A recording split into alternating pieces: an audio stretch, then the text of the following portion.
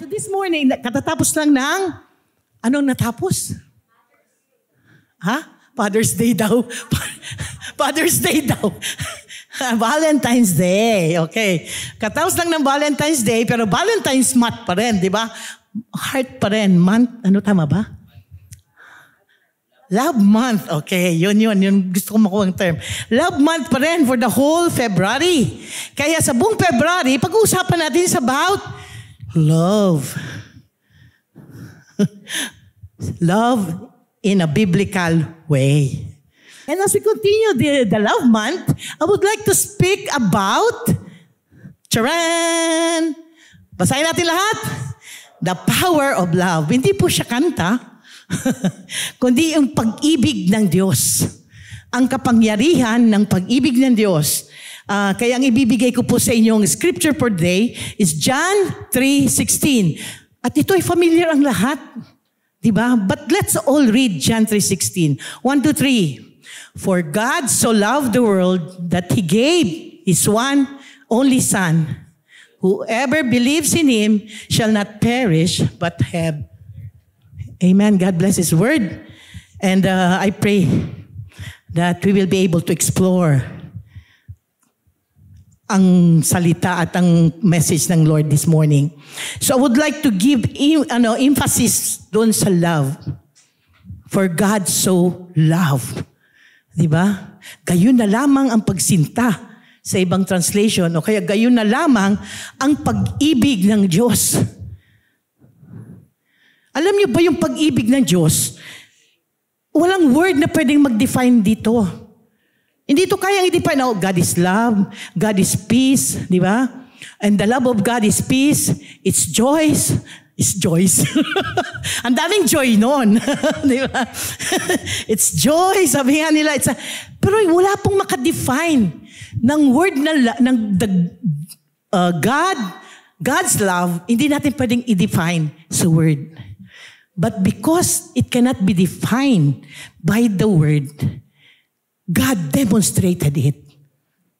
Sino to? By sending Jesus. Para maunawaan natin kung gaano kalaki, kabigat ang pag-ibig ng Diyos sa atin. Kasi hindi talaga natin ito maunawaan eh. Pinadala niya si Jesus to demonstrate this love, to express this love. Para maunawaan na, ito yung pag-ibig ng Diyos. Diba? Binigay niya sa akin ng Panginoong Jesus. Ang sabi ng salita niya, ibinigay niya ang kanyang nag-iisang anak. Tayo nga, pag nag-iisa na lang yung paborito natin pagkain, ayaw natin ma-share, di ba? Sa akin na to, ha? May ano na to, nakaano na to, preserved to, sa ano to. May tawag sila dun eh, sa hari. Di ba? So nobody can touch that. But God gave His one and only Son as a demonstration of His love for us. Sino ba tayo? We are the wicked, rebellious, ungodly people. And yet God gave His only Son para sa atin. So, di pa rin ba natin maunawan, oh my God, Lord, your love is so big. It's so deep. Hindi ko kayang maunawaan, pero nararamdaman ko ang pag-ibig mo. And this love na binigay ng Diyos, sabi nga, God did not love us because we're good. Hindi po. Kaya nga wala na tayong pwedeng gawin na kahit anong pwedeng gawin natin para mahalin tayo ng Diyos dahil mahal niya na tayo. Kahit makasalanan tayo, mahal niya tayo. Hindi yun nababago. Kahit lumalayo tayo sa Kanya, mahal niya pa rin tayo.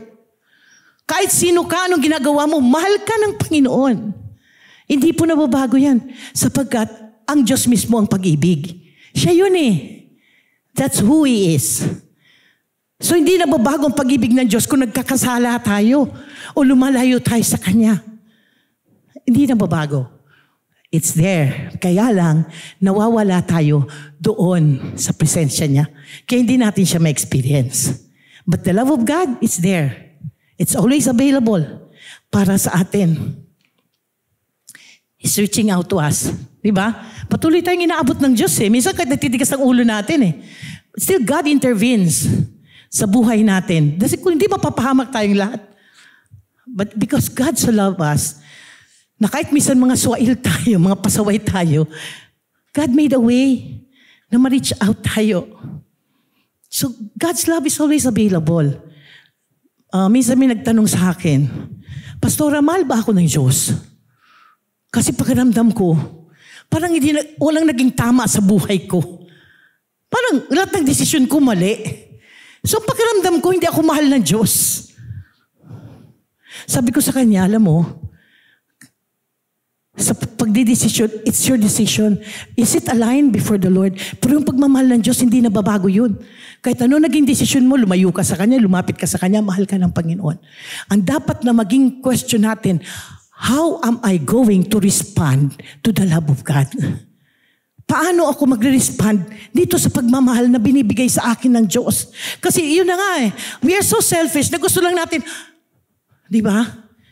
Pero hindi po ganun God is teaching us a life na aligned doon sa Kanya. And God is giving us the love. Sabi ng Panginoong Jesus sa John 14:15. Nakikita nyo ba? Parang liit, Pero kita nyo naman, kasi parang maliit yung gumawa nito. Di ba? Parang ang laki-laki ng verse, ang lit-lit ng word. Di ba? Hanapin nyo lang yung verse kung di nyo mabasa. Sabi dito ng Panginoon, if you love me, obey my commandments. Kasi may sabi, we love the Lord. Pero parang, teka muna, parang ang hirap naman ng commandments ni Lord. Pero ano ba talagang commandment ng Panginoon na ibinigay sa atin? Okay? John 15:12. Ang sabi niya, this is my, basahin natin. Love each other in the same way that I have loved you. So yung commandment niya is to love each other. Minsan madaling mag-love pag yung each other kakampi mo. Di ba? Pag friend ko to, I love him. Paano pag kinukontra ka na nito? Do you still love him? Di ba? Palagi itong kontra sa akin. Lahat ng decision ko, kinukontra nito. Di ba? Do you still love him?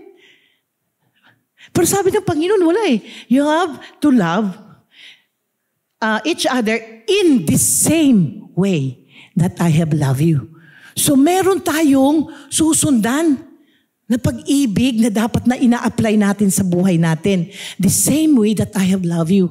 And tandaan niyo po ito, sabi, while we were yet sinners, Christ died for us.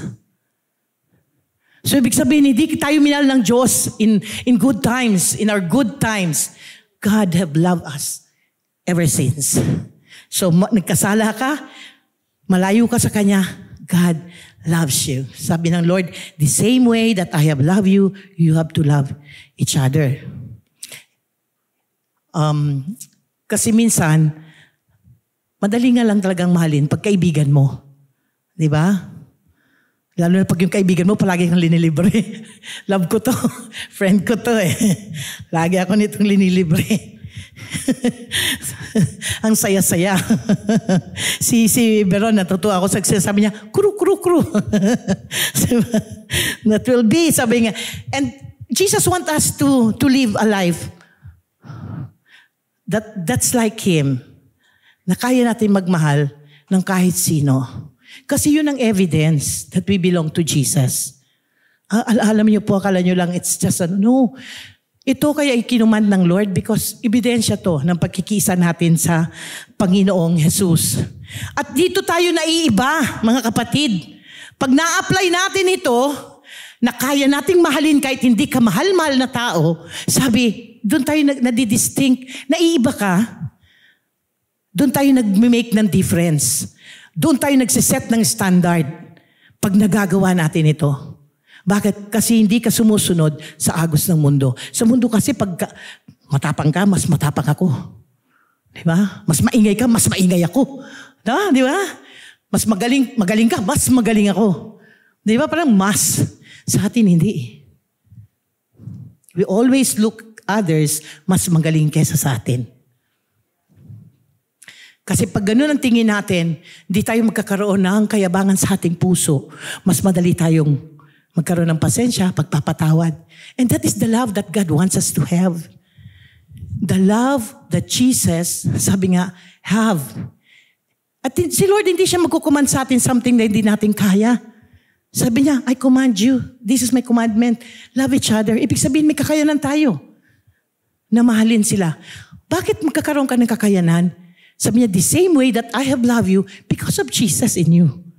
Hindi dahil sa may kakayanan ka on your own, mga kapatid. But it's the love of Jesus in us that will give us the capacity and the power to operate in this kind of love. Hindi natin kaya yung pagmamahal na to. So dito gusto kong pag-usapan natin, anong klaseng pag-ibig ito? This is a very powerful love na binibigay ng Diyos sa atin, na gusto niyang makita na sa atin, na pinapamuhay natin. Sapagkat yung pag-ibig na to, sa number 1 point natin, ang sabi ng, it covers a multitude of sins. Yung kapangyarihan ng pag-ibig na to, kayang takpan ang kasalanan. Hindi po tayo nagtatakip that we tolerate sin, mga kapatid. No.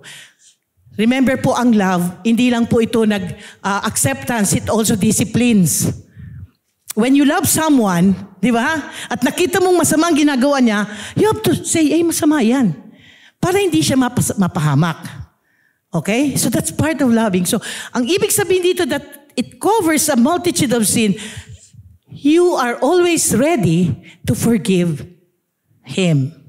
Pag nagkasala sa'yo, kaya may nakahanda kang pagpapatawad sa kanya. You love the sinner, you hate the sin. Di ba? Ibig sabihin, nagkasala, kulang ka sa akin. Marami kang ginagawang masama sa akin. Hindi ko titignan yung ginagawa mong masama, titignan kita. Kapatid, I will still love you. Ang hirap, no? Parang hindi ko kaya yon. Hindi mo to talaga kaya, mga kapatid, without God in us. But still, that love that God wants us to have, it has the power to forgive. May kapangyarihan ang pag-ibig ng Diyos. May kapangyarihan ang pag-ibig ng Diyos sa atin. As we live that life in God, itong love na to, nag-grow ito sa atin. Because it's God. Sabi ko nga, God is love, di ba? So kung patuloy tayong namumuhay kasama ang Diyos, kung sino siya, nagiging buo siya sa atin. Di ba yung palagi mong kasama, nagiging kamukha mo? Totoo ba? Naku, biglang nagkaroon ng reaction. Ayoko. Teka muna, huwag na tayo muna magsama. Sabi ni 1 Peter chapter 4, verse 8, sabi dito, above all, have fervent and unfailing love for one another because love covers a multitude of sins. It overlooks unkindness and unselfishly seeks the best for others. Ito yung fervent, unfailing love. Ino-overlook niya yung unkindness. Kaya niya ito na, okay, hindi siya kind sa akin, but I will love you just the same. Diba? Parang kahit, pag nagkikipag-usap ito sa akin, parang palaging galit sa akin. Pero okay lang. Diba? Ganun pa rin. Peace pa rin tayo. Parang may kakayanan ka na malagpasan kung anong ginagawa sa'yo. Because you have that kind of love in your heart. Na nakikita mo, hindi siya yung hindi siya yung kalaban mo. Ba't naawa ka sa kanya? Ba't kaya palaging galit ang taong ito? Kawawa naman. May mga tao, na-encounter niyo ba taong palaging galit? Hindi mo alam kung saan pinanggagalingan ng galit. Di ba? Lagi siyang galit na hindi, pagkausap ka, hindi mo na maintindihan kung anong sinasabi. So, it should be, sabi nga, a love, a fervent and unfailing love for one another. Yun ang gusto ng Panginoon na ma-practice natin, ma-operate natin. Remember, ang love has a definition in the Bible. May na-define ito eh. So hindi pwedeng, I think meron tayong mga questions for next week. Well, parang may nagtanong ba what is love? May nagtanong ba siya ng what is love sa questionnaire natin? Wala naman siguro. Kasi kung ano ang sagot. But the Bible define love. In 1 Corinthians 13, And 13:4. Sabi, love endures with patience and serenity. Love is kind and thoughtful and is not jealous or envious. Love does not brag and is not proud or arrogant. Ibig sabihin, ang love talaga, makikita nyo, hindi ito mapagmalaki. If you are living in love and in God, nakikita sa atin yung kababaang loob. Nakikita sa atin, marunong tayo magpatawad, may pasensya tayo. Mahaba yung pasensya natin. At pasensya pa rin. Parang ganon, di ba? Pagka dami-daming pasensya ang kailangan natin. Sabi nga, to cover is to forgive no matter how hard it is. Yun eh. Kahit napakahirap. Kasi, tingnan nyo ha, pinatawad tayo ng Lord sa kasalanan natin. Sa napakarami nating kasalanan. Hindi lang But God forgave us because of His love. And the same love na meron ng Panginoon, sabi niya, the same way that I have loved you, love each other. Ibig sabihin, you should have room for grace, for forgiveness, for generosity. You should have room for kindness. You should have room for patience. Ibig sabihin, hindi ka dapat wag masyado. Kasi actually, ang nagiging problema po talaga, kaya hindi natin ma-practice ang love when sarili natin, tinitignan natin. Yung parang madali, you are so sensitive na kahit hindi naman sa'yo sinasabi, nagagalit ka. Napaka-nun. And it happens. Diba? Parang pinaparinggan ako nito. Yung nagsasalita, wala namang alam. Nagalit ka na doon sa nagsasalita. Ayaw mo na siya kausapin. Hanggang dumating ka sa, ayaw ko na mag-search dyan, ayaw ko makita yung taong ito. Diba? Pero siya wala naman. Oversensitive. Yung oversensitive tayo na we want to protect ourselves. We don't want to be hurt. Kaya ganun tayo. Pero mga kapatid, alam nyo, if you are in Christ, ang buhay mo nasa Panginoon na. Siya na may-ari niyan. So hindi tayo nakatingin doon sa sarili natin, nakatingin tayo sa Panginoon. Amen? Amen. So pag medyo nararamdaman nyo pa na very sensitive pa ako, draw more closer to God. Lapit ka sa Panginoon. And God, sabi niya, will fill you. Pag tayo napuno ng presensya ng Diyos, alam niyo mga kapatid, napakadali na lang magpatawad. Napakadaling magmahal. Kasi you have His presence. Kaya mong tanggapin ang mga kasama mo. Bakit? Because you have the presence of God in you. Hallelujah. So it covers to cover the sin is to forgive no matter how hard it will be. And number 2, the power of love, it expels fear. Alam niyo yung fear, tools ito ng world sa tao. Di ba? You are fearful ka. Saan? Sa future. And this fear, it produces fruit sa buhay natin pag overtime nandiyan sa atin. Nagkakaroon tayo ng anxiety, depression, anxiousness, stress, tension. I-trace nyo yan. Ang pinaka-root cause niyan, fear. Nagkaroon ka ng takot sa puso mo. At yung takot na to nagkaroon ng hold sa'yo, na ngayon kinakain na ang buong pagkatao mo. That is the work of the devil. That is the work of the world para sa atin. Bakit? Kasi pag may fear ka, you will be paralyzed. Hindi ka na makapag-isip na maayos. Hindi ka makapag-desisyon. You get confused. Minsan sabihin mo, ayoko na. Magkukulong na lang ako. Nag-isolate ka. Ayaw na may kausap. Lahat ng naririnig mo, pakiramdam mo, laban sa'yo. Pero trace that. It starts with fear. And God doesn't want us to live in fear. Ayaw ng Diyos na ang mga anak niya mabuhay sa takot. Kaya nga pinadala ang Panginoong Jesus para makalaya tayo. Dahil ang takot is tanikala ito sa buhay ng tao. Diba? When you have fear, Lord, hindi ako sigurado na, teka muna, sagutin kaya ni Lord ang prayer ko? Para sigurado, gagawin ko na lang yung dapat kong gawin. Pag sinagot ni Lord, okay. Pag hindi, okay din. Alam mo, hindi eh. Kasi you are so fearful that you don't trust God. Yun ang ng pagtitiwala natin sa Diyos, nawawala kung masyado tayong takot. Ano mo yung nalulost mo na? Nalulost ka, nalulost track ka, nalulost ang iyong direction. Ang gusto ng Panginoon that we can live free. Free. Sabihin mo sa katabi mo, free. And if you are going through ng mga ganito, na feeling na up to now, talagang parang, oh my gosh, bakit ganito? Palagi akong nag-aalala. Palagi akong may takot sa puso ko, mga kapatid. Ito yung dapat natin gawin. 1 John, chapter 4,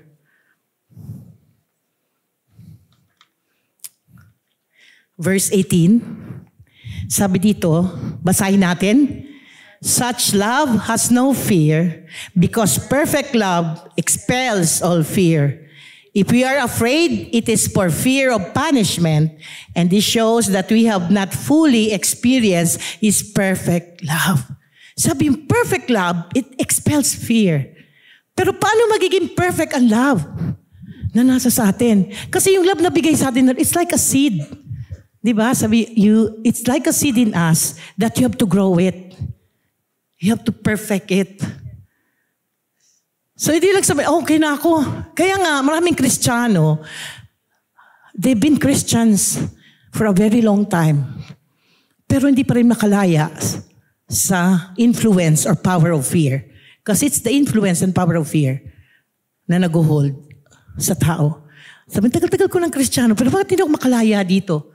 Parang yung takot, ang dali pa rin makapasok sa buhay ko. Mga kapatid, grow that love. You have the power in you. Ang kailangan lang, palagoy natin, patatagin natin. And how do we grow that love? 1 John 4:17. As we live in God, our love grows more perfect. So we will not be afraid on the day of judgment, but we can face Him. Sabi dito, as we live in God. So number one, if you want to grow that love, you need to stay connected to God. Hindi enough na nandito ko lang pag Sunday. It's a 24 hours connection with God. It's a daily life na ang buhay mo nakasubmit sa Panginoon. That everything you do, whatever you think, whatever you speak, alam mo, it is aligned doon sa kalooban ng Diyos sa buhay natin. Hindi po Sunday is not enough. Hindi po yun. Because ang pag-grow ng love, you should be joined with God. You have to live in God daily. Number 2, you have to exercise. Anong exercise? Pag sinabi mo exercise, kailangan mag-operate ka in love. Araw-araw. Sabi ni Lord, but we can face Him with confidence because we live like Jesus here on this world. Paano ba si Jesus nag-live here on this world? We can read it in the scripture. Paano namuhay ang Panginoon dito?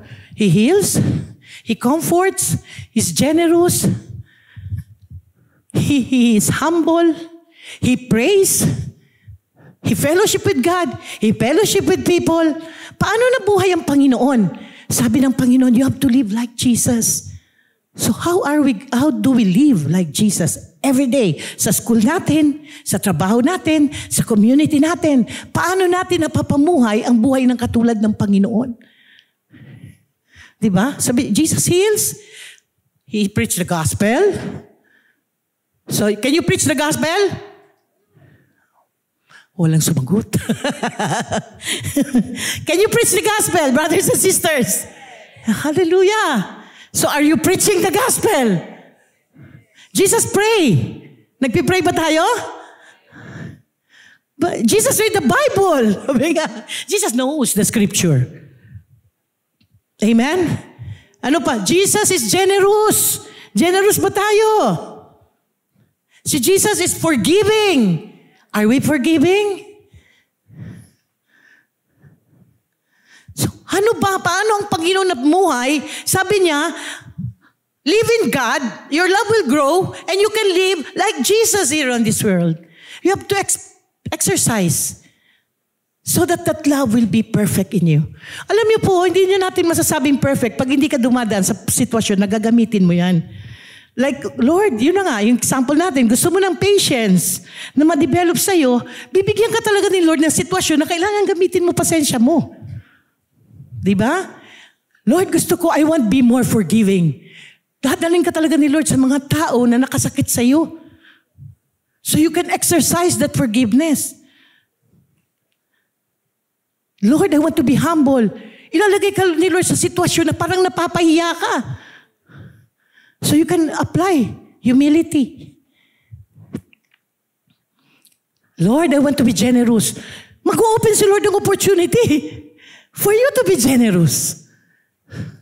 Diba? You have to exercise. And as you respond to all that, doon nag-grow yung ating pag-ibig. Because we're doing it with God. Amen? At sabi, pag na-perfect natin itong love na to, anong mangyayari? It expels fear. Bakit mawawala yung takot sa'yo pag buo ang Panginoon sa buhay mo? Walang room di ba? Parang, oh my God, Lord, hindi. Alam kong magtatagumpay ako dito kasi kasama ko si Lord, mahal ako ng Panginoon. You are so secured in the love of God na walang room para to worry. Walang room na, ano bang cause ng kinakatakutan mo? Kawalan, future mo. He holds my future. Di ba? Sabi, kaya gusto ko yung song na Jesus Way. Kasi if you kill me, my home is heaven. So ano pwedeng gawin sa'yo? Di ba? Wala Kasi win-win palagi ang Kristiyano. Win-win situation tayo palagi.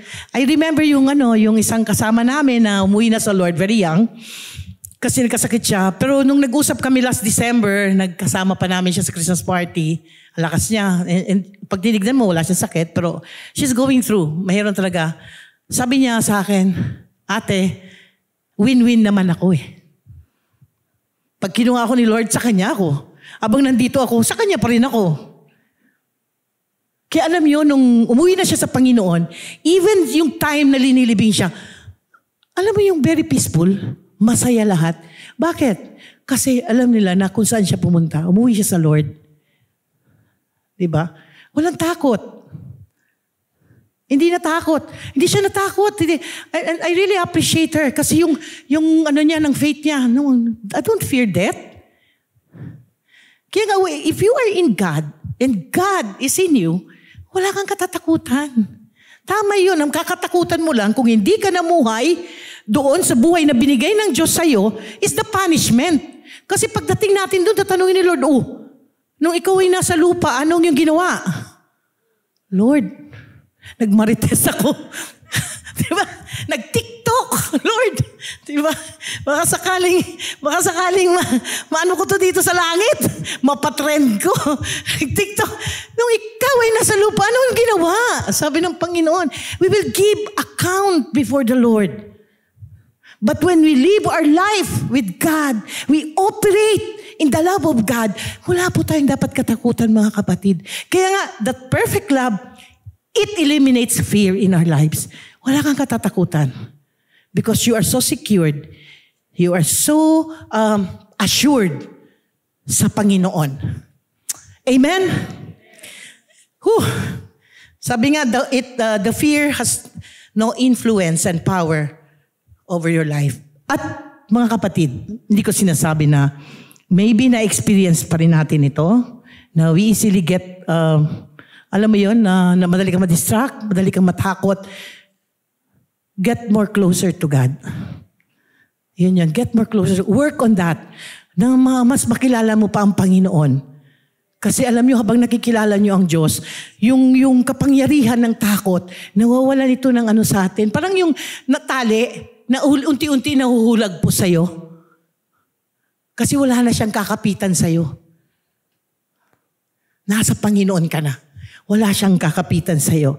So if you are going through or trying na talaga, Lord, kasi hindi rin talaga it's a process na dinadaanan natin. Ang sikreto po talaga is to draw near to God. Draw near to God. It's God that can set us free. Amen? But then as we have that love in us, let's grow that love. Okay? Amen ba? So number 3, the power of love. It brings out the best in us. 1 John 4, 11 to 12. Sabi, dear friends, since God so loved us, we also ought to love one another. No one has ever seen God, but if we love one another, God lives in us and His love is made complete in us. Sabi, ano ba yun? Bakit nag-bring out in best? Because you are complete. Kaya mong i-represent ang Panginoon kahit saan ka pumunta.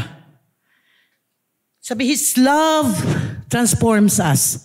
Di ba? Pag punong-puno ka ng pag-ibig ng Diyos, yun na nga. Kasi you can apply eh. You can radiates the forgiveness, the kindness of God. It makes you, different. Na yung mga taong nakakakita sa'yo, they find delight na makita ka. You speak wisdom. Yung mga anak ng Diyos, na talagang nananatili kasama ang Panginoon, they are wise people. And when they speak words, it's wisdom. It's counsel.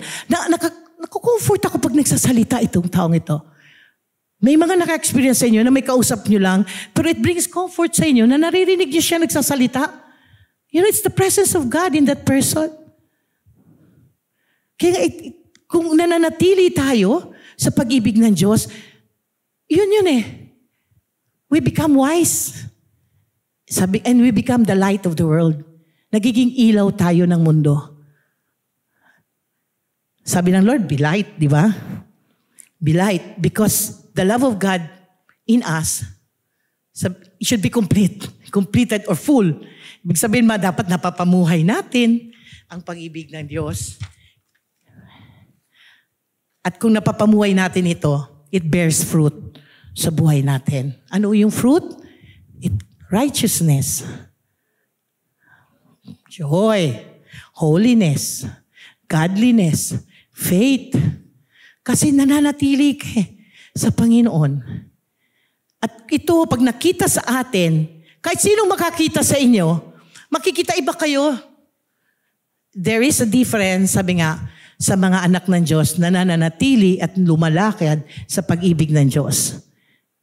They bring, you're becoming salt sa mundo. Hindi kayo kakainis kasama. Kundi hahanapin kayo.